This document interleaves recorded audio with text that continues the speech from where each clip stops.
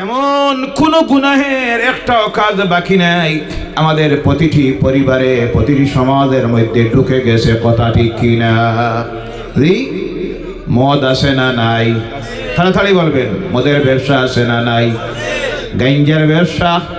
তাড়াতাড়ি বলবেন। হিরোইনের ব্যবসা, ট্যাবলেটের ব্যবসা, চুরি চলতেছে, জেনা চলতেছে, ঘুষ চলতেছে, বেপরদায়ী চলতেছে, প্রতারণা চলতেছে, ধোঁকাবাজি চলতেছে, হিংসা বাড়তেছে, পরনিন্দা বাড়তেছে, চুগলখড়ি বাড়তেছে, সাম্প্রদায়িকতা বাড়তেছে। এক ধর্মের মানুষের বিরুদ্ধে আরেক ধর্মের মানুষকে হিংসা বিদ্বেষ জাগাইয়ে দিয়ে সমাজ থেকে শান্তি দূরীভূত করা হচ্ছে। অর্থাৎ আল্লাহর নাফরমানি বলতে যা বোঝায় সব আমাদের সমাজে আছে না নাই? 2 নম্বরে, সারা পৃথিবী যদি দেখতে যান, আমার এই সমাজের মানুষের দিকে যদি লক্ষ্য করেন, সারা পৃথিবীতে আজ যারা নির্যাতনের শিকার, অত্যাচারের শিকার, লাঞ্ছনার শিকার, বঞ্চনার শিকার, মৌলিক অধিকার থেকে বঞ্চিত, সংবিধানের দেওয়া সংবিধান প্রদত্ত অধিকার থেকে বঞ্চিত, গোটা পৃথিবীতে আজ যারা অশান্তিতে পড়েছে তারাই হলো মুসলমানেরা। কথা ঠিক কিনা? পৃথিবীর সবচাইতে এই সময়ে মজলুম যারা, অত্যাচারিত মুসলমান ছাড়া আর কেউ নয়।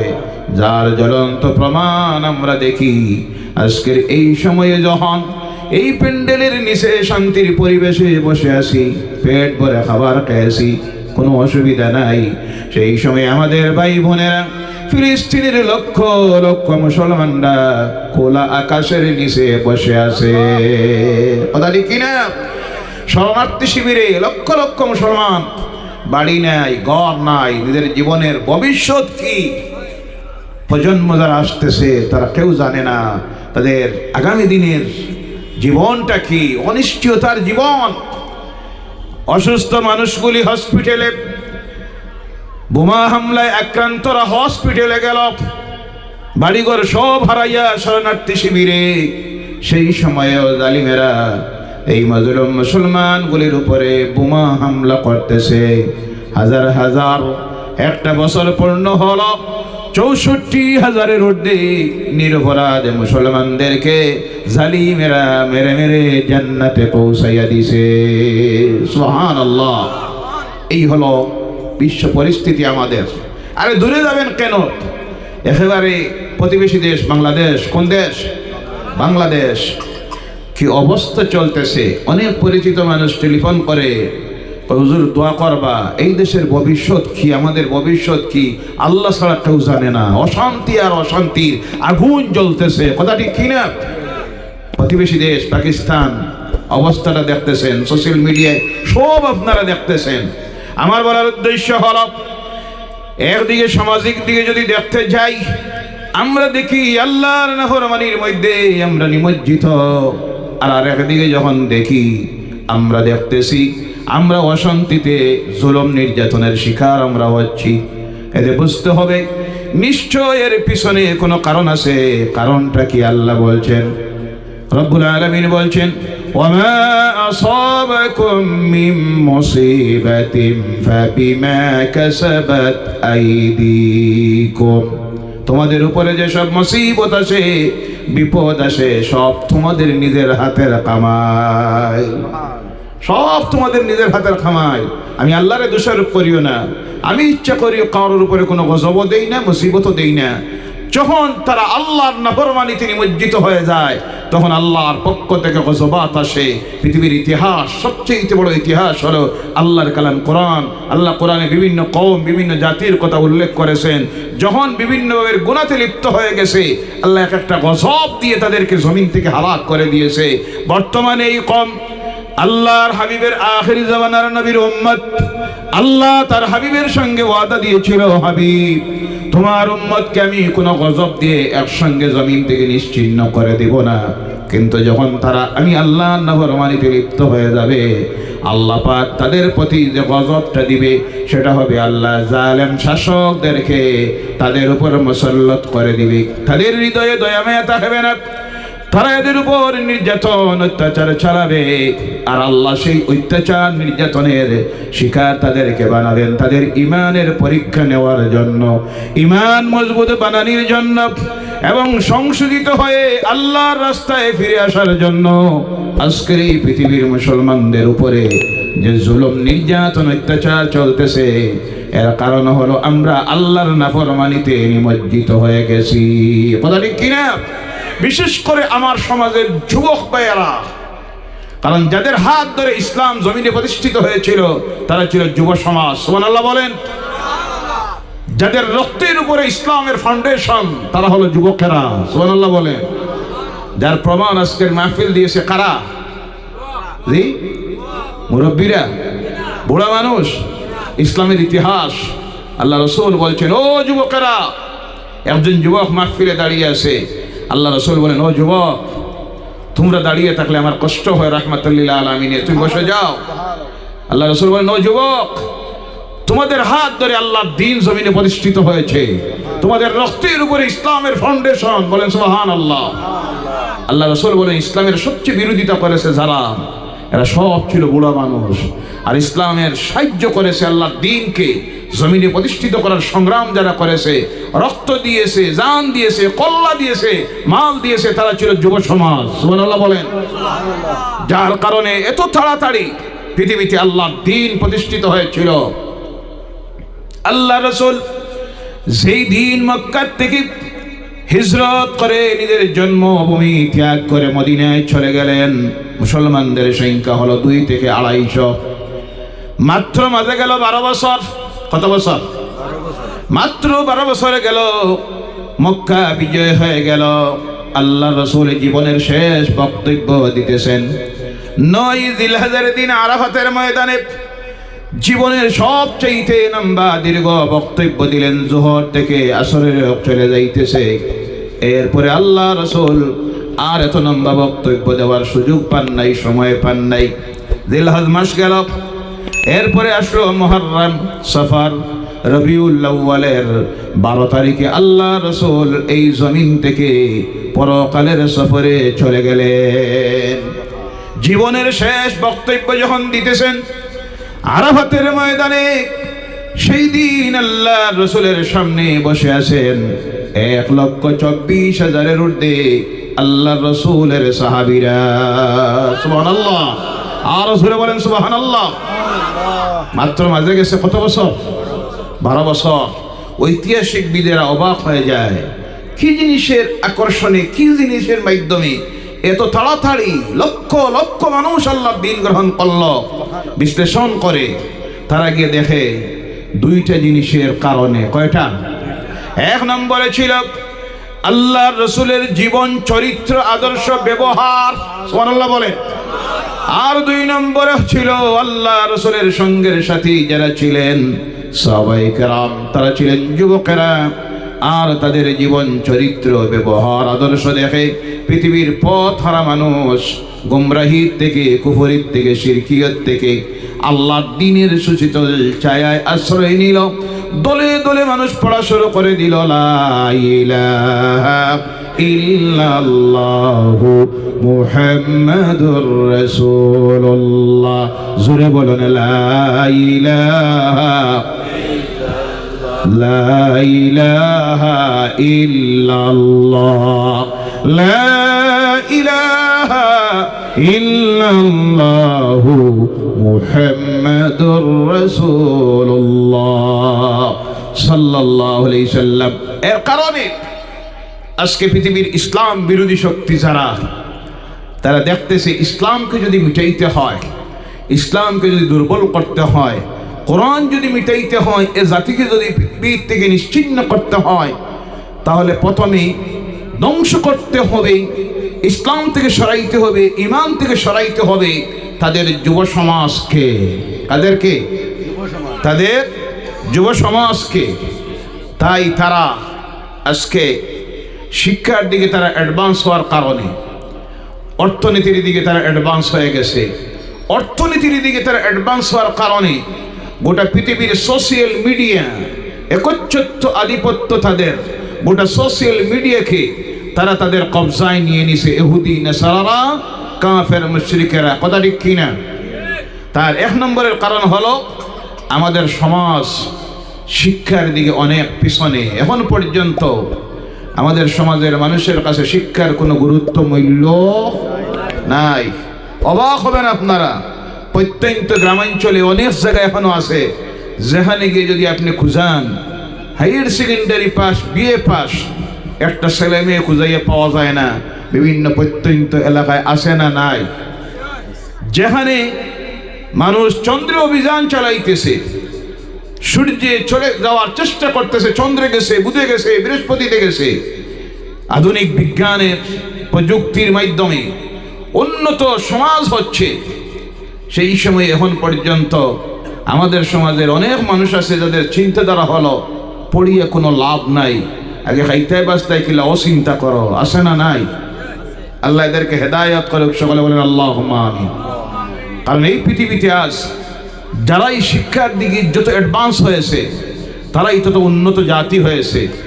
যে দেশের মানুষ যত শিক্ষিত হয়েছে আধুনিক বিজ্ঞানের, আধুনিক প্রযুক্তির দিক দিয়ে যত অ্যাডভান্স হয়েছে, ততই তারা দেখা যাচ্ছে পৃথিবী এক নম্বর উন্নত জাতি হয়েছে, উন্নত রাষ্ট্র হয়েছে।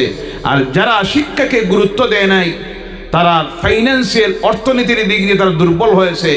আর অর্থনীতির দিক দিয়ে দুর্বল যখন একটা জাতি হয়ে যায়, সমাজ হয়ে যায়, তখন তারা সোজা হয়ে দাঁড়াইতে পারে না, জাতিকে উন্নত জাতি বানাইতে পারে না। তখন যারা উন্নত তারা অনুন্নতদের, যারা পিছিয়ে পড়া তাদের উপর জুলুম অত্যাচার চালায়। কথা ঠিক কিনা?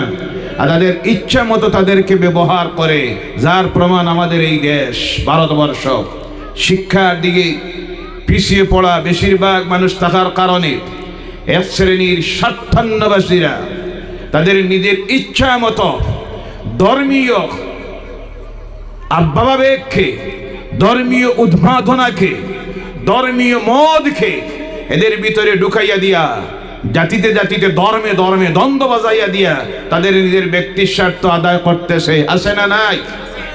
দুই নম্বরে আফসোস লাগে, দুঃখ লাগে, অশিক্ষিত একটা সমাজ হওয়ার কারণে, শিক্ষার দিকে পিছনে থাকার কারণে আমার এই দেশের মানুষগুলি যখন পৃথিবীর মানুষ সূর্যে যাওয়ার, উপগ্রহে যাওয়ার চিন্তা করতেছে, আধুনিক বিজ্ঞানের বিভিন্ন টেকনোলজি বাইর করতেছে, যুদ্ধ বিমান, মিসাইল, আরো কিছু তৈরি করতেছে, সেই সময় আমার এই দেশে অনেক মানুষ আছে যারা এই সময়ে দুনিয়ার সব চিন্তা বাদ দিয়া কোন মসজিদের তলে ভগবান ঢুকছে খুঁজাইতে আছে। জি, আছে না নাই? কোন মসজিদের নিচে মন্দির ঢুকছে খুঁজাইতে আছে। নাউজুবিল্লাহ বলেন। কারণ এর কারণ হলো শিক্ষার অভাব। কিসের অভাব? শিক্ষার অভাব। বাড়তে বাড়তে গিয়ে তো রাগ করবেন না, অনেকে এমন অবস্থার মধ্যে গিয়ে পৌঁছতেছে সুলতানুল হিন্দ খাজায় আজমেরি রোজার নিচে গিয়ে খুঁজাইতেছে মন্দির আছে নাকি। নাউজুবিল্লাহ বললেন না? আহারে, আফসোস লাগে, দুঃখ লাগে। এদেরকে আল্লাহ যেন হেদায়ত করে, বলেন আল্লাহুম্মা আমিন। সঠিক জ্ঞান যেন দেয়, সকলে বলেন আল্লাহুম্মা আমিন। বলতেছিলাম অর্থনীতির দিক দিয়ে পিছিয়ে পড়ার কারণে আমরা আজকে সোশ্যাল মিডিয়ার দিকে পিছনে পড়ে গেছি। যে পড়ার সুযোগটা তারা নিতেছে আর নিয়ে একচ্ছত্ব আধিপত্য সোশ্যাল মিডিয়ায় তারা তাদের অপসংস্কৃতি, বেহায়াপনা, নির্লজ্জতা তারা ঢুকাইয়া দিয়া আমাদের মুসলমানদের ঘরে ঘরে তারা ঢুকাইয়া দিতেছে। আর আমার সমাজের যুবকেরা ইসলাম সম্পর্কে জ্ঞান না থাকার কারণে তাদের এই অপসংস্কৃতিকে গ্রহণ করে করে আল্লাহর দ্বীন ইসলাম থেকে দূরে সরে যাইতেছে। কথা ঠিক কিনা? তার বাস্তব প্রমাণ অনেক সময় যখন দেখি দুঃখ লাগে, আফসোস লাগে। কোনো সময় আপনি মাহফিলে গিয়ে যখন ঢুকতেছেন, রাস্তায় দেখা যায় 18 বছর, 22 বছর, 23, 25 বছরের যুবক দাঁড়াইয়া আছে, মাহফিলে এসেছে, কিন্তু মাথায় একটা টুপি পর্যন্ত নাই। আছে না নাই? কথা বলেন।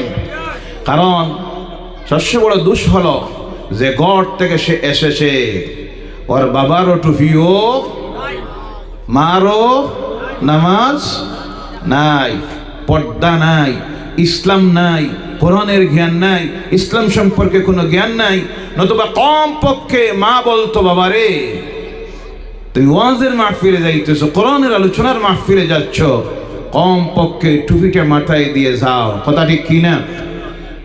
এরপরে দেখবেন কত বড় নাফরমানিতে গেছে, কত বড় দুঃসাহস। মাহফিলের কিনারায় সম্ভবত এখনো বাইর হইলে পাবেন, রাস্তায়, দোকানে, মাহফিলের কিনারায় 3টা 4টা এক এক জায়গায় দাঁড়াইয়া আছে, হাতে মোবাইল আছে না নাই? জি, গেম খেলতেছে, পাবজি। আর একটা এখন অনেক কষ্টে আমি নাম শিখছি, ফ্রি ফায়ার। জি, কোন ফায়ার? Free fire. আরে ও আমার সমাজের যুবকেরা, কোনোটা তো এমন হইছে মোবাইলের এডিক্ট হয়ে গেছে। বাপ কয় হুজুর দোয়া করবা, ছেলেটা তো মোবাইলের এডিক্ট হয়ে গেছে, সারা রাত মোবাইল দেখে, ফজরের সময় ঘুমায়, দুপুর 12টায় ওঠে। দোয়ায় কাম হইব? জি, আপনারা বলেন না দোয়া কাম দিব? মহা ওলি এসে দোয়া করলে কাজ হবে? তুমি তোমার দায়িত্ব আদায় করো নাই গার্জিয়ান হিসাবে। ছেলের বয়স 18 বছর, তার হাতে 50,000 টাকার ইয়ারফোন। কোন ফোন? কে খরিদ করে দিছে? বাবা। এখন আর পস্তাইয়া লাভ নাই। এখন তো এই রাস্তা যেটা ধরছে দুজখের রাস্তা, কোনটা? মাঝে দেখি সোশ্যাল মিডিয়ায় সাইটটা আর জায়গা পাইছে না, পাবজি খেলার জন্য বসেছে রেল লাইনের উপরে। কোনটার উপরে? অনেকটা তো আছে সবসময় খানের মধ্যে ডিফা লাগাইল থাকে, জি আছে না নাই?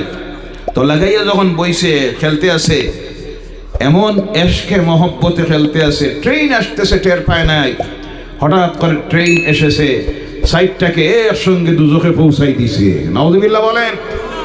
ও মুসলমানেরা, আমার যুব সমাজ, তরুণ ভাইয়েরা, ফিরে আসো, ফিরে আসো ইসলামের দিকে।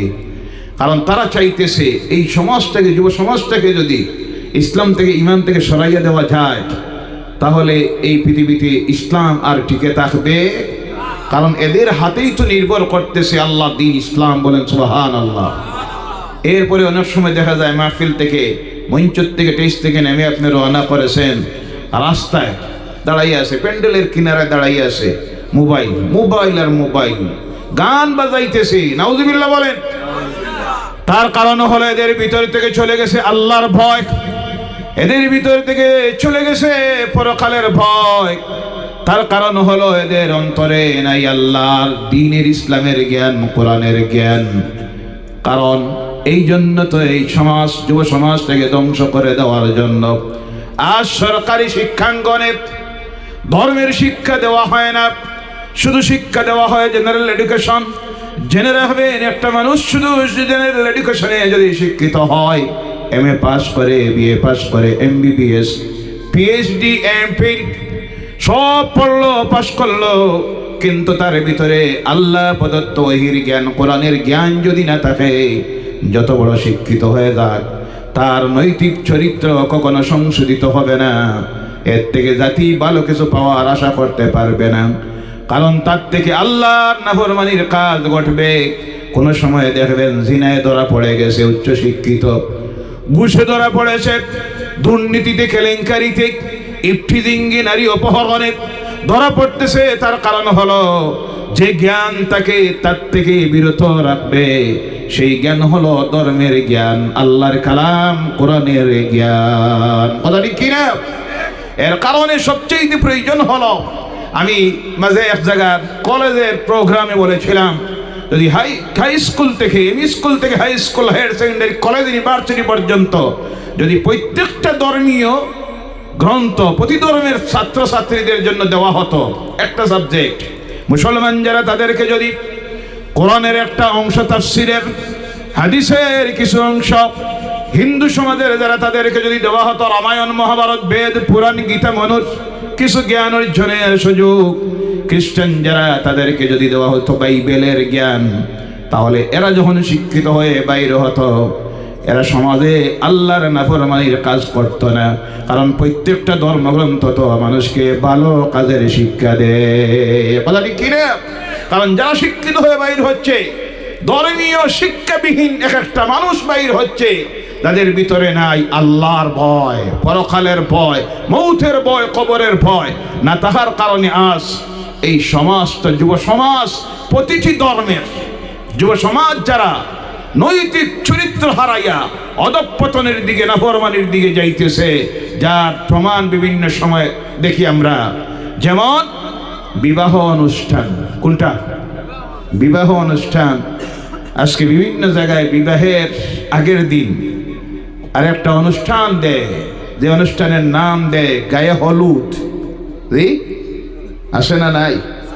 আমাদের এলাকায় নাই। আল্লাহ হেফাজত করছে, বলেন আল্লাহুম্মা আমিন। আলহামদুলিল্লাহ, বলেন আলহামদুলিল্লাহ।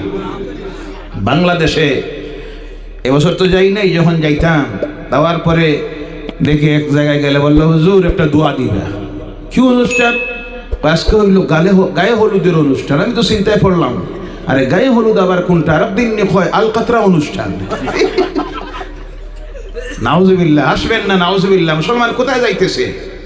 এরপরে দেখেন ইসলামের জ্ঞান না তাহার কারণে কথায় কথায় এসেছে বিবাহ হলো একটা ইবাদত। বিবাহ ইবাদত।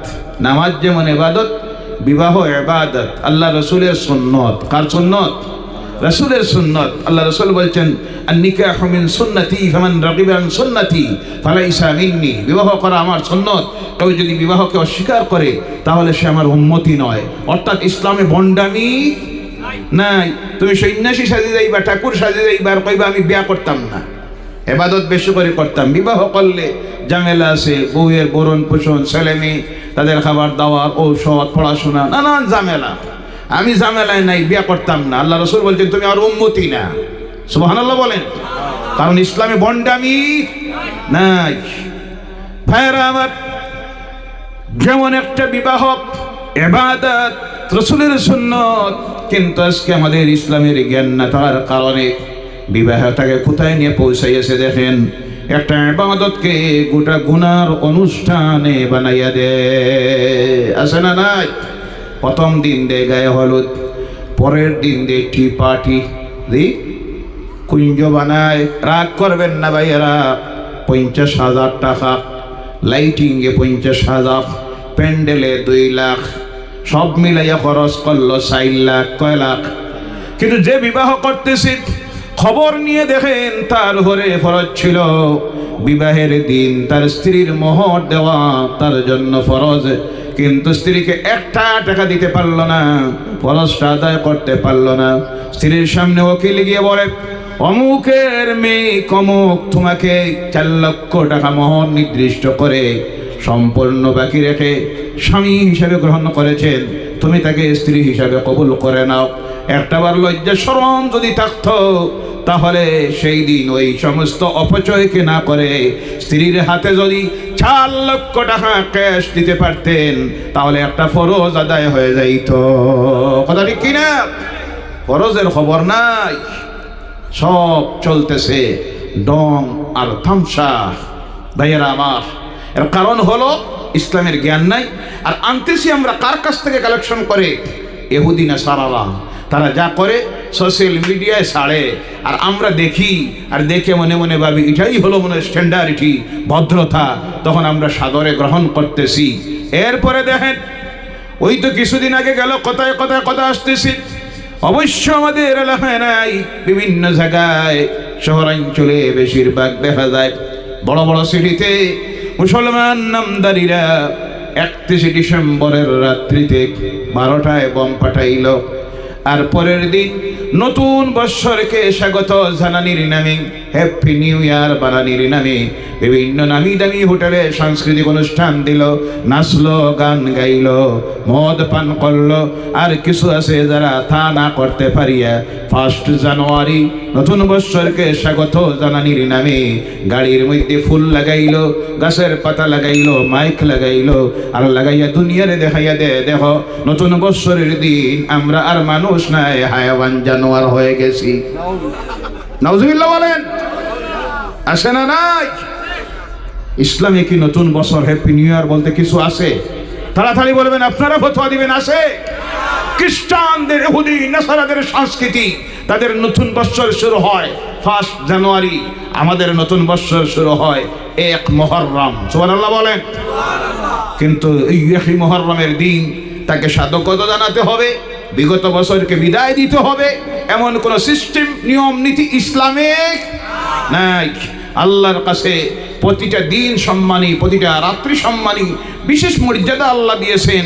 একটা মাসকে যেমন রমজানের মাস, বিশেষ রাত্রিকে দিয়েছেন শুক্রবারের রাত্রি, মুহররম মাসের 10 তারিখ লাইলাতুল বারাতের রাত্রি, শবে কদরের রাত্রি, রমজানের শেষ 10 দিনের বেজোড় রাত্রি, 2 ঈদের রাত্রি, আলাদা স্পেশাল ফ্যাসিলিটি আল্লাহ দিয়েছেন। তাই বলে বিশেষ কোনো দিনকে স্বাগত জানানি হতে হবে আর বিদায় দিতে হবে, এই কোনো সিস্টেম ইসলামিক কিন্তু ঢুকেছে আমাদের সমাজে। তার কারণ আমরা ফলো করতেছি। ওই যে আগে বলেছি, সোশ্যাল মিডিয়ায় যখন দেখি তারা এইসব করতেছে, ইসলামের জ্ঞান না থাকার কারণে আমরা তার দিকে আজকে ধাবিত হচ্ছি।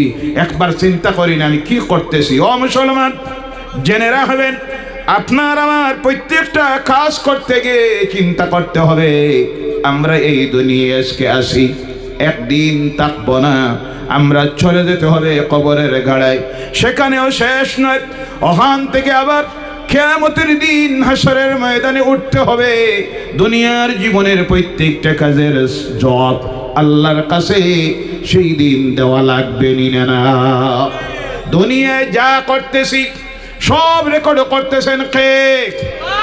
এই মুহূর্তে বসে আছি, রেকর্ড করতেছেন কে?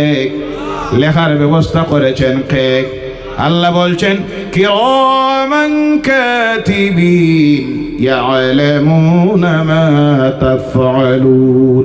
সম্মানিত লেখক 2 জন তোমাদের সঙ্গে আমি আল্লাহ নির্দিষ্ট করে রেখে দিয়েছি, তোমরা যা করো তা তারা রেকর্ড করতেছে। এবার মনে প্রশ্ন আসতে পারে, যা করি তা রেকর্ড করে, মুখ দিয়ে যা বলি তা কি রেকর্ড করে? আমার আল্লাহ বলছেন মা ইয়ালফিজু মিন কাউলিন ইল্লা লাদাইহি রাকিবুন আতীদ। জোরে বলো আল্লাহু আকবার। মুখ দিয়ে যা উচ্চারণ করো তাও রেকর্ডের ব্যবস্থা আমি আল্লাহ করে রেখে দিয়েছি। বলে সুবহানাল্লাহ। মনে আসতে পারে মুখ দিয়ে বললাম না, অন্তরে শুধু ভাবলাম, তাও কি আল্লাহ জানে? কোরআনের অন্য জায়গায় আল্লাহ বলছেন তোমরা মনে মনে অন্তরে যা কিছু ভাবো তাও আমি আল্লাহর জানা আছে। সুবহানাল্লাহ, সুবহানাল্লাহ। এর কারণে আমার যুবক ভাইরা, তরুণেরা, আজকের এই অবস্থা আমাদের হওয়ার কারণ হলো কেন আমাদের সমাজ থেকে আল্লাহর নাফরমানি দূরীভূত হচ্ছে না? কেন আমরা আল্লাহর কাছে দোয়া করি, আল্লাহ আমাদের দোয়া কবুল করতেছে না? তার কারণ কি? তার 1 নম্বরের কারণ হলো দুনিয়া থেকে, আমার সমাজ থেকে, পৃথিবীর থেকে আল্লাহর নাফরমানি দূরীভূত করার ঔষধ দিতে পারে একটা মাত্র প্রেসক্রিপশন। যে প্রেসক্রিপশন আল্লাহ দুনিয়ার মানুষের জন্য দিয়েছেন, এই প্রেসক্রিপশনের নাম হলো আল্লাহর কালাম কোরআন। সুবহানাল্লাহ। এর জন্য আল্লাহ বলছেন আলিফ লাম রা কিতাবুন আনজালনাহু ইলাইকা লিতুখরিজান নাসা মিনাজ যুলুমাতি ইলান নূর। সুবহানাল্লাহ। কিতাবুন আনজালনাহু ইলাইক, আপনার প্রতি অবতীর্ণ করেছি এই কিতাবকে। আল্লাহ রাসূলের প্রতি উদ্দেশ্য করে আল্লাহ বলছেন, হে মুহাম্মদ রাসূলুল্লাহ সাল্লাল্লাহু আলাইহি সাল্লাম, আপনার প্রতি এই কিতাবকে আমি নাজিল করেছি লিতুখরিজান নাসা মিনাজ যুলুমাতি ইলান নূর, পৃথিবীর মানুষকে অন্ধকার থেকে আলোর দিকে, গুনার কাজ থেকে নেকির দিকে, জাহান্নামের রাস্তা থেকে, দুজখের রাস্তা থেকে জান্নাতে পৌঁছাইয়া দেওয়ার জন্য, জান্নাতের রাস্তায় আনার জন্য আমি দিয়েছি, অবতীর্ণ করেছি আপনার প্রতি এই কিতাব অর্থাৎ কোরআন। বলেন সুবহানাল্লাহ। কোরআন এসেছে পৃথিবীর মানুষকে নাফরমানির থেকে হেদায়েতের রাস্তায় নেওয়ার জন্য। সকল রোগের ঔষধ আল্লাহর কাছে যদি প্রশ্ন করি, আল্লাহ যে সমস্ত রোগে আমাদের সমাজের মধ্যে ধরেছে, এই সমস্ত রোগ থেকে, তোমার নাফরমানির থেকে আল্লাহ আমরা ঔষধে পাবো কোন জায়গায় গেলে? অশান্তির মধ্যে যে আমরা পড়েছি, শান্তি পাবো কোথায় গেলে? আমার আল্লাহ আবার জানাইয়া দিতেছেন, ওয়ানুনাজ্জিলু মিনাল কুরআনি মা হুয়া শিফাউন ওয়া রাহমাতুল লিল মুমিনিন। জোরে বলো আল্লাহু আকবার। নাজিল করেছি কোরআন, আর এর মধ্যে দিয়েছি তোমাদের জন্য ঔষধ। সুবহানাল্লাহ নাই? কথাটা কার? আল্লাহ বলছেন সব নাফরমানি রোগের ঔষধ আমি আল্লাহ দিয়েছি কোরআনে, আর রাহমাতাল লিল মুমিনিন, মুমিনদের জন্য শান্তি দিয়েছি এই কোরআনে। সুবহানাল্লাহ বলেন। এর কারণে জেনে রাখবেন, আজ আমার সমাজের পরিবারে শান্তি নাই, সমাজে শান্তি নাই, তার কারণ হলো কোরআন নাই, কোরআন নাই। প্রতিটি ঘরের মধ্যে যদি আল্লাহর কালাম কোরআনের তিলাওয়াতের অভ্যাস তৈরি হয়ে যায়, সেই ঘরে আল্লাহর রহমত নাজিল হওয়া শুরু হয়ে যায়। সুবহানাল্লাহ। যে ঘরের মানুষ আল্লাহর কালাম কোরআনের উপর আমল করে, সেই ঘরে আল্লাহর রহমত নাজিল হয়ে যায়। যে ঘরে আল্লাহর রহমত নাজিল হয়, সেই ঘরে আল্লাহ বরকত দিয়ে দেয়। সেই ঘর থেকে আল্লাহ সকল প্রকারের মুসিবত থেকে, গজবাত থেকে, জিন ভূতের হাত থেকে সেই ঘরকে, সেই বাড়িকে, সেই ঘরের রহনেওয়ালাদেরকে আল্লাহ হেফাজত করে নে। সুবহানাল্লাহ, সুবহানাল্লাহ। ও আমার ভাইরা, আজকে আমাদের দোয়া আল্লাহর দরবারে কবুল হয় না। তার কারণ কি? আজকের উদাহরণস্বরূপ ফিলিস্তিনের মুসলমান যখন নির্যাতিত, অত্যাচারিত, সারা পৃথিবীর প্রতিটা মসজিদে দোয়া করা হইল। জি হইছে নি? না, প্রতিটি ঈদের নামাজে দোয়া করা হইল। প্রতিটি দরবার শরীফে, আউলিয়া ইকরামদের মাজারে, দরবার শরীফে দোয়া করা হলো। মসজিদে, মাদ্রাসায় এমন একটাও জায়গা বাকি নাই, গোটা পৃথিবীর মুসলমানরা দোয়া করতেছে। আপনাদের দোয়া অক্টোবর মাসের শেষ দিকে, সেপ্টেম্বর মাসের প্রথম দিকে সফরে ছিলাম মক্কাতুল মুকাররমায়, মদিনাতুল মুনাওয়ারায়। জুমার নামাজ পড়ার সুযোগ হলো শুক্রবারে। আমাদের দেশের নিয়ম হলো ইমাম সাহেবেরা জুমার নামাজের সালাম ফিরানির পরে বা জামাতে দোয়া করেন। জি জায়েজ আছে না? না জায়েজ? কথা বলেন না। এই তো চিন্তায় পড়ছেন।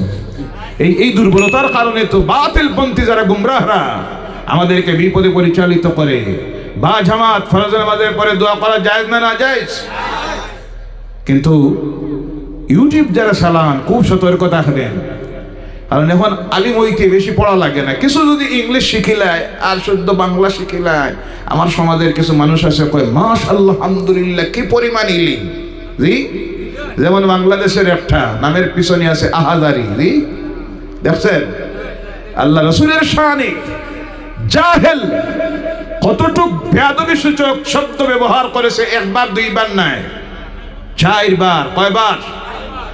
আগে দেশ ছাড়া হলো, অ্যারেস্ট হওয়ার ডরে আর বয়ে মালয়েশিয়া গেল। এখন তো খোলা ময়দান, যার মনে যা চায় তা করতেছে। কিছুদিন আগে আমার রাসূলের শানে শব্দ ব্যবহার করলো কাফয়। রাসূল নাকি ছিলেন রাখাল ছেলে, গরু রাখাল। বলে নাউযুবিল্লাহ। সারা বাংলাদেশের হক্কানি উলামায়ে কেরামরা ফতোয়া দিলেন, তার ঈমান চলে গেছে, কাফির হয়ে গেছে। এর কারণে যে কোনো বক্তার বক্তব্য শুনতে যাবেন, ঈমান হারা হবেন। কি হারা হবেন? গভীর ষড়যন্ত্র চলতেছে। ইহুদি নাসারারা লক্ষ কোটি কোটি ডলার ফাইন্যান্স করতেছে বিভিন্ন সংগঠনের পিছনে, ইসলাম নামদারি সংগঠন। জুব্বা কুব্বা দাড়ি পাগড়ি সব আছে। সামান্য একটা কথা আপনার ভিতরে ঢুকাইয়া দিবে যে বিশ্বাস করার সঙ্গে সঙ্গে আপনার ঈমান চলে যাবে। কি চলে যাবে? ওই কাফের, আমার কথা নয়, উলামায়ে কেরামদের কথা, যে শব্দটা রাসূলের শানে ব্যবহার করেছে, শ্রোতা ছিল যারা লক্ষ, তারা যদি এই কথা বিশ্বাস করে নে, আকীদা যদি অন্তরে নে, তাদের ঈমান রয়েছে। কথা বলেন, থাকবে? কিন্তু নির্লজ্জ বেহায়াকে যখন সতর্ক করে বলা হলো জাতির কাছে, গোটা বিশ্ব মুসলমানের কাছে তুমি ক্ষমা চাও, ভুল স্বীকার করো, আল্লাহর কাছে তওবা করো, কিন্তু এরপর তওবা করলো না। মাহফিলে গিয়ে বলে আমি কাফিরের কথা শোনার জন্য আপনারা লক্ষ মানুষ কেন আসেন? মানে বুঝাইতে চাইতেছে আমি কাফির না, এর কারণে আপনারা এসেন। আমি তার জবাব দিতে গতকাল বলেছিলাম, এখানে যদি চলচ্চিত্র জগতের একটা অভিনেতাকে আজকে আনা হয় তাহলে কি বলেন 2 লক্ষ হইব নি না? না জি কথা বলেন। তাহলে বোঝা গেল শ্রোতারা আসে হক না বুঝে, শ্রোতারা আসে অনেক সময় শ্রোতারা আসে এর চেহারা দেখার লাগি, নাফরমান কোনটা এটা জানার লাগিয়া দেখার লাগিয়া, কথা ঠিক কিনা? সংশোধিত হলেন আল্লাহ তাকে সংশোধিত হওয়ার, জাতির কাছে ক্ষমা চাওয়া, আল্লাহ রসুলের কাছে মাফি চাওয়া তৌফিক যেন দেয়। সকলে বলেন আল্লাহুম্মা আমিন। বলতেছিলাম ভাইয়েরা আমার, এই কোরআন আমাদের ঘরে না থাকার কারণে দোয়া করি আমরা। মক্কাতুল মুকাররমায় দোয়া করেন না ইমামেরা জামাতে নামাজের পরে? অনেক মানুষ আসে আমাদের দেশের হজে যখন যায় আওয়ার পরে ইমান হারায়, আছে না নাই? তখন আইয়া তারা দলিল দেয়, মক্কা শরীফে এটা দেখলাম, সৌদি আরবে এটা দেখলাম, মদিনায় ওটা দেখলাম, আমাদের দেশে এটা কেন করা হয়, এখানে নাই ওখানে করা হয়, আছে না নাই? বলুন আপনারা, আমাদের কাছে মক্কা কি কোনো দলিল? জি মদিনা দলিল, সৌদি আরব দলিল। সৌদি আরব যদি দলিল হয়, সৌদি আরবে যা হয় তা যদি জায়েজ হয় তাহলে তো সিনেমা হল খোলা যায়, জি মদের দোকান খোলা যায়। নাফরমান ক্ষমতায় যেটা আছে এটা যেমন পারমিশন দিছে, সিনেমা হল, মদের দোকান, মহিলাদের ড্রাইভিং, নাইট ক্লাবে নাইট অনুষ্ঠান, নাউজুবিল্লাহ বলেন। দলিল আমাদের কাছে হলো কোরআন এবং হাদিস, কথা ঠিক কিনা? কোরআন যা বলবে জায়েজ, হাদিস যা বলবে জায়েজ। সাহাবায়ে কেরামদের জীবন আমরা দেখব, পূর্ববর্তী উলামায়ে কেরামদের, আউলিয়ায়ে কেরামদের জীবন দেখব, তারা যা করে গেছেন জায়েজ বলেছেন তা হলো আমাদের জন্য দলিল, কথা বোঝা গেছে? সেখানে তারা ফরজ নামাজের পরে দোয়া করেন না, তার কারণ হলো লক্ষ লক্ষ মানুষ জামাতে নামাজ পড়তেছে রাস্তায়, 5 ওয়াক্তের নামাজে রাস্তা, যতটা রাস্তা আছে মক্কা সব ব্লক হয়ে যায়, মানুষ দাঁড়াই আছে নামাজে, অসুস্থ মানুষ, বয়স্ক মানুষ, এই তাপমাত্রা 43°C চলতেছে, পা জমিনে রাখা যায় না অবস্থা, বেহুশ হয়ে পড়ার আশঙ্কা আছে। তাই বেশিরভাগ জুমার নামাজে ইমামেরা সূরা কুল আউযু বিরাব্বিল ফালাক, কুল আউযু বিরাব্বিন নাস, কোন সময় প্রথম রাকাতে ইন্না আতাইনাকাল কাউসার, দ্বিতীয় রাকাতে কুল হুয়াল্লাহ পড়েন। কারণ তারা দেখেন মুক্তাদির কষ্ট হবে। কার কষ্ট হবে? মুনাজাতে লাগেন না, কারণ মুনাজাত শুরু করলে তোয়াফে যারা আছে বিরাট অসুবিধা তৈরি করে দিবে, ইমাম বাইর হওয়ার রাস্তা ব্লক হয়ে যাবে। এরপরে অসুস্থ মানুষ আছেন যারা সহ্য করতে পারতেছে না, এরপরে বয়স্ক মানুষ আছেন, কষ্ট হবে। তাই তারা দোয়াটা করে নে দ্বিতীয় খুতবায়। কোন খুতবায়? দ্বিতীয় খুতবায় যা দোয়া করার তারা করে নে। আর মুক্তাদি যারা বুঝে আর যারা না বুঝে চোখের পানি ছেড়ে দিয়ে ইমামের সঙ্গে তারা বলতে দেখে আল্লাহুম্মা আমিন, আল্লাহ তুমি ইহা কবুল করো। দেখি আসি আমার দেশের অনেক আছে যারা কয় আমাদের দেশে দেখি নামাজের পরে দোয়া, মিলাদের পরে দোয়া, কবর জিয়ারতে দোয়া, মক্কা শরীফে গিয়ে দেখলাম দোয়া নাই। জি কয়নি না? এরপরে দেখেন অনেকে কয় সৌদি আরবে গিয়ে দেখলাম নামাজ পড়তে মাথায় টুপি দেওয়া লাগে না, আমরা এখানে খালি টুপি আর টুপি। জি এটা তো দলিল নাই, দলিল তো হলো কোরআন হাদিস। অনেকটা এখানে গিয়ে কয় বছর চাকরি করার পরে আইয়া দেখা যায় তহরিমা বান্ধে, জি আসে না নাই? এটা আমাদের মজহবে নাই, মজহব আলাদা। মার বাইরা বলতেছিলাম যখন দোয়া করা হচ্ছে মক্কাতুল মুকাররমায়, আল্লাহর ঘরের ইমাম দ্বিতীয় খুতবায় দোয়া করতেছেন, লক্ষ লক্ষ মুসল্লিরা কান্দি দিল ফিলিস্তিনের মুসলমানের জন্য। আমার মনে হলো আজকের দোয়া আল্লাহর দরবারে কবুল হয়ে যাবে, আল্লাহ একটা ফয়সালা দিয়ে দিবে, ফিলিস্তিন স্বাধীন হবে, মসজিদুল আকসা মুসলমানের হাতে ফিরে আসবে। কিন্তু পরবর্তীতে দেখলাম সেই দোয়া আল্লাহর দরবারে কবুল হলো না। না হওয়ার কারণ কি? তার কারণ হলো, ও আমার ভাইরা জেনে রাখবেন, বেনমাজি যখন আল্লাহর দরবারে দোয়া করে তার কোনো দোয়া আল্লাহর দরবারে কবুল হয়।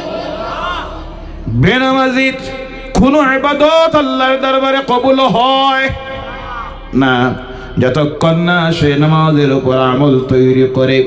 ও আমার ভাইরা মুসলমানেরা, বর্তমানে এই পৃথিবীর মুসলমানরা, আমরা পৃথিবীর জনসংখ্যা হলো 8 কোটি। কয় কোটি? 800 কোটি। কত কোটি? ঘুমাই গেছে যাইতা কি নি দোয়া হয়ে যাইতো আরো কিছু সময়, তাহলে কথা বলতে হবে। জি রাজি আসই? পিছনে যারা আর একটু আউগাইন না, তাহলে আপনাদের সুবিধা হবে। অনেক সময় তো আমি এক জায়গায় বসছেন, পায়ে ব্যথা করতেছে, কোমরে ব্যথা করতেছে, একটু নড়াচড়া করলে আরাম লাগবে। চাপিয়ে আসলে সামনের দিকটা কমপ্লিট হয়ে গেলে মাহফিলের সৌন্দর্যতা বাড়বে। আপনার কারণে মাহফিলের সৌন্দর্যতা যদি বাড়ে, আল্লাহ আপনার উপর খুশি রাজি হইতে পারে কিয়ামতের দিন তার জান্নাতের এইভাবে বাগানে তোমাকে বসাইয়ে দিতে পারে। বলে সুবহানাল্লাহ। ভাইয়েরা আমার, 800 কোটি পৃথিবীর জনসংখ্যা, সেই জনসংখ্যার 1/4 হলো মুসলমানেরা। 182 কোটির ঊর্ধ্বে বর্তমান এই পৃথিবীর মুসলমান। সুবহানাল্লাহ। এর কারণেই তো তাদের গায়ে জ্বালা যন্ত্রণা শুরু হয়েছে। দেখতেছে দিন যত যাইতেছে মুসলমানদের সংখ্যা বাড়তেছে। সুবহানাল্লাহ বলেন। এরা ভালো হানি খায়, ভালো ভালো খাবার খায়, গরুর মাংস খায়। সুবহানাল্লাহ বলেন। গরুর মাংস হালাল না হারাম? জায়েজ না না জায়েজ? পাক না না পাক? খাইতে মজা লাগে নি না? বলেন আলহামদুলিল্লাহ।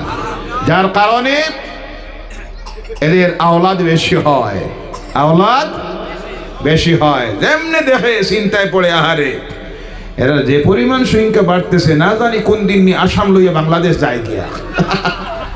এইভাবে পাগল আছে না নাই? বলেন। আমরা যদি বাংলাদেশ যাওয়ার ইচ্ছা হতো, যখন দেশটা পার্টিশন হয়েছে, আলাদা হয়েছে, পূর্ব পাকিস্তান পশ্চিম পাকিস্তান নিয়ে যে দেশটা তৈরি হলো তার নাম হলো পাকিস্তান। কোনটা? আর একটা হইল ভারতবর্ষ। আমরা চাইলে, আমাদের পূর্বপুরুষেরা চাইলে, সেই সময় পূর্ব পাকিস্তান আজকের বাংলাদেশে যাওয়ার সুযোগ আসলো নি না? যাইতে পারতো নি না?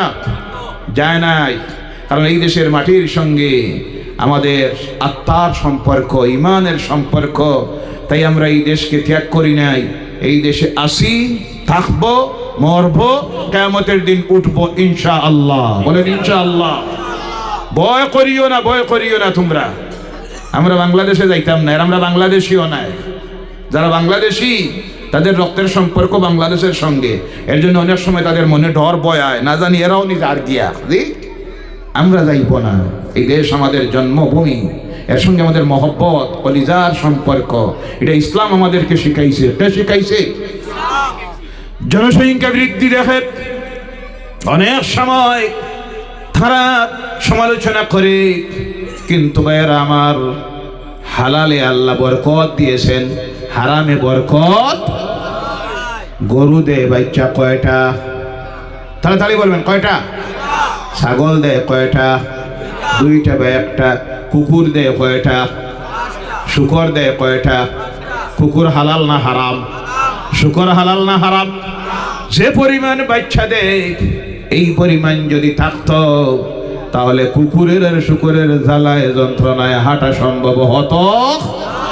কিন্তু দেয় হারাম হওয়ার কারণে কুকুরের বাচ্চা নেয় শিয়ালে, শুকরের বাচ্চা নেয় কুকুরে।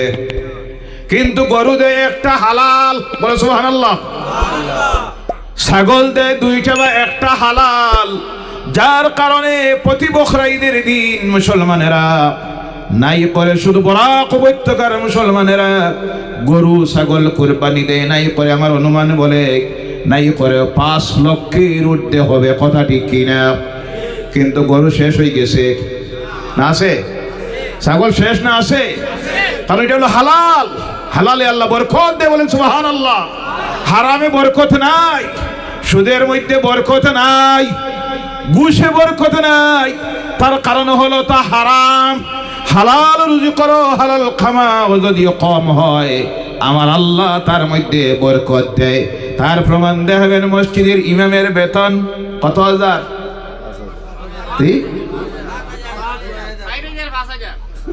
আলহামদুলিল্লাহ কইতা না? নাউজুবিল্লাহ। জি কোনোটা না?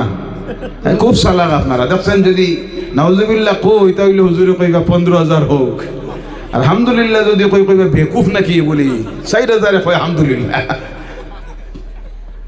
ভাইয়েরা আমার, মসজিদের ইমামের বর্তমান সময়ে কম পক্ষে বেতন হওয়ার প্রয়োজন 15,000। কারণ ডিউটিটা হলো 24 ঘন্টা। এমন এক চাকরি দুনিয়ায় আর নাই যার ডিউটি করা লাগে 24 ঘন্টা। কত ঘন্টা? দ্বিতীয় কোনো তাদের ইনকাম সোর্স থাকে না, অন্য কোনো কাজে যাইতে পারতো না। আর যাওয়া মাত্র তো চাকরি যাইব। ইমাম সাহেব হইয়া আপনি প্রাইভেট টিউশন নিতে গেলা, জি আছে না নাই? ইমাম হইয়া আপনি দোকানদারি করেন, মানে বুঝায় ইমাম হইলে দোকানদারি করা না যায়, জি। ইমাম হইয়া আপনি খতমে যাইন গিয়া বোঝা যায় না যাই কাজ করছে।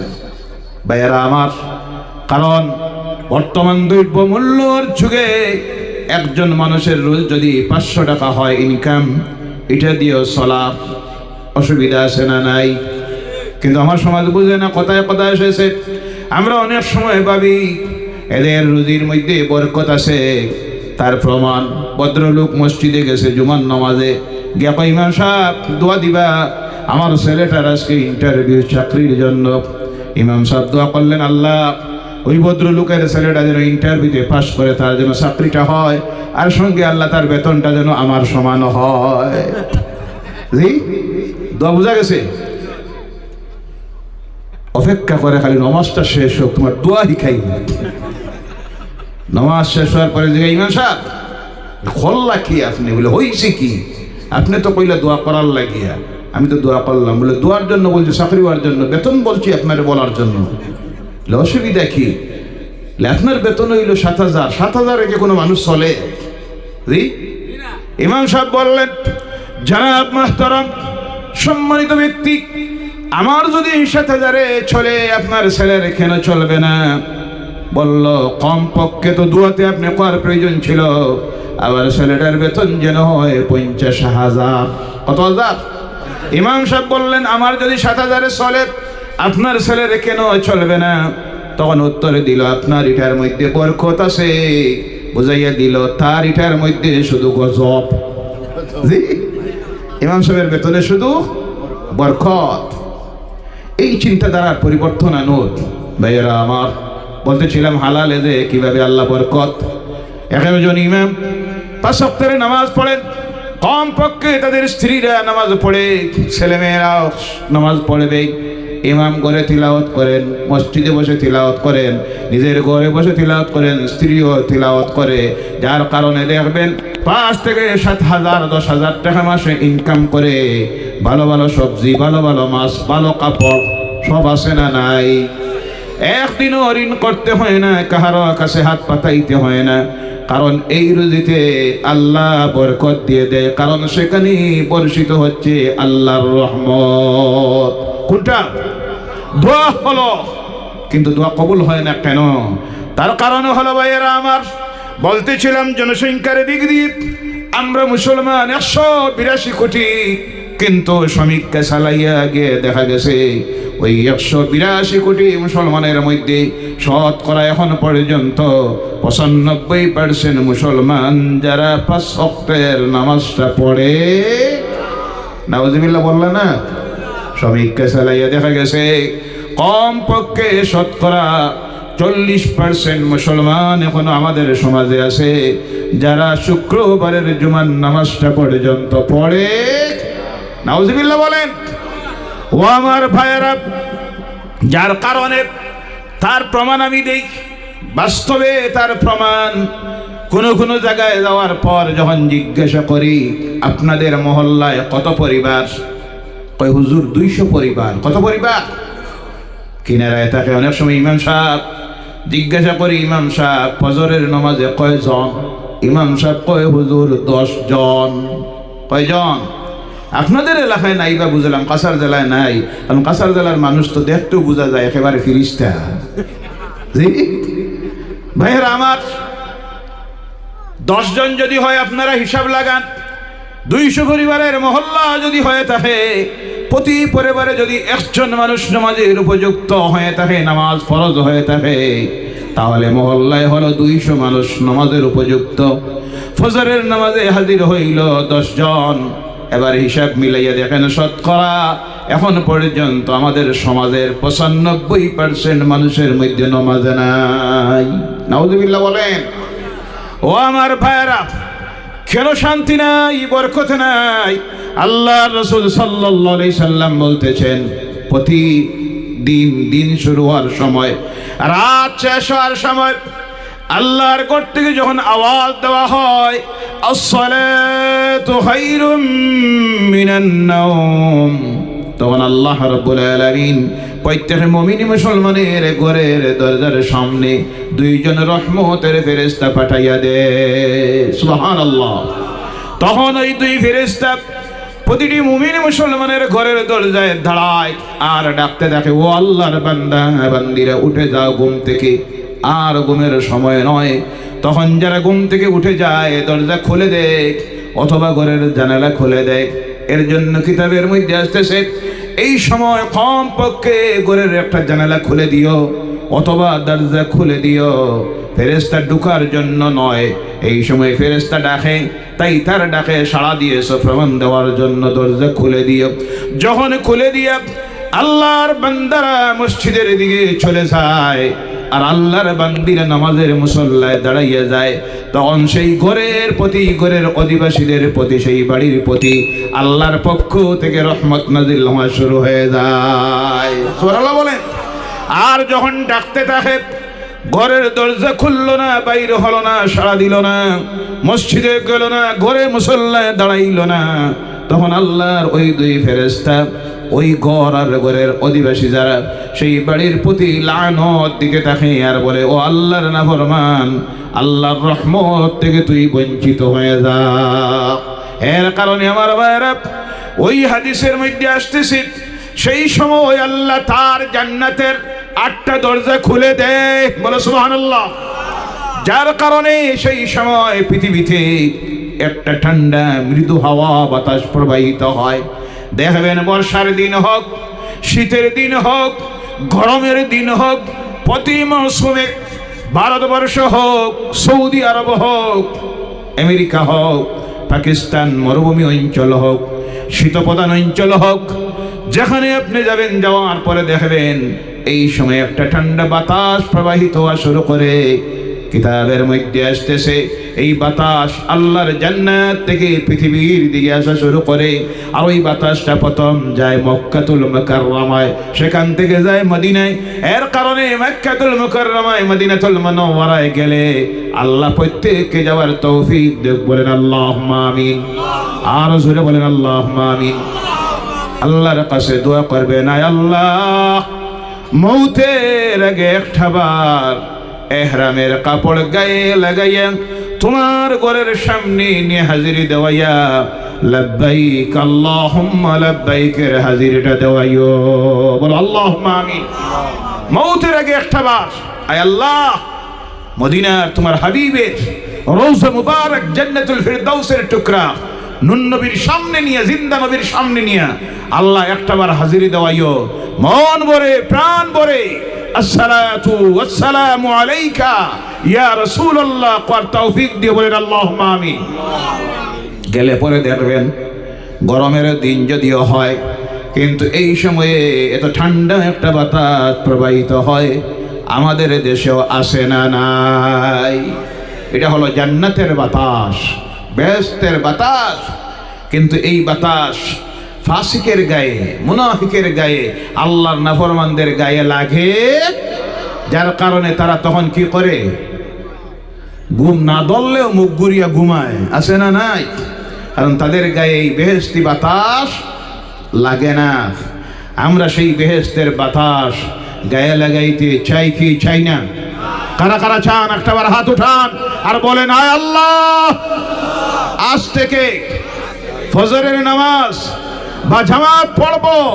বলেন ইনশাআল্লাহ। আল্লাহ যেন তৌফিক দেয়। সকলে বলেন আল্লাহুম্মা আমিন। ও আমার ভাইয়েরা মুসলমানেরা, এর জন্য আল্লাহর হস্তে অনুরোধ রাখি, আমরা দোয়া করলাম, আল্লাহর দরবারে দোয়া করি। কেন দোয়া কবুল হয় না? তার কারণ হলো যারা আল্লাহ দরবারে হাত তুলে দোয়া করতেছি, এর মধ্যে চাইতে গেলে, দেখতে গেলে দেখবেন 10 থেকে 20% আছে যারা নাম করা শুধু খুরেরা। 10 থেকে 20-30%-এর মতো আছে যারা ধোঁকাবাজেরা, মিথ্যাবাদীরা, পরনিন্দাকারীরা, হুজনে কম দেরা, আইল ঠেলাঠেলি করনেওয়ালা, পরের সম্পত্তি জোরে দখল করনেওয়ালা, এইভাবে বিভিন্ন মুসলমান ভাইয়ের উপরে মিথ্যা মামলা দেনেওয়ালা আসে না নাই?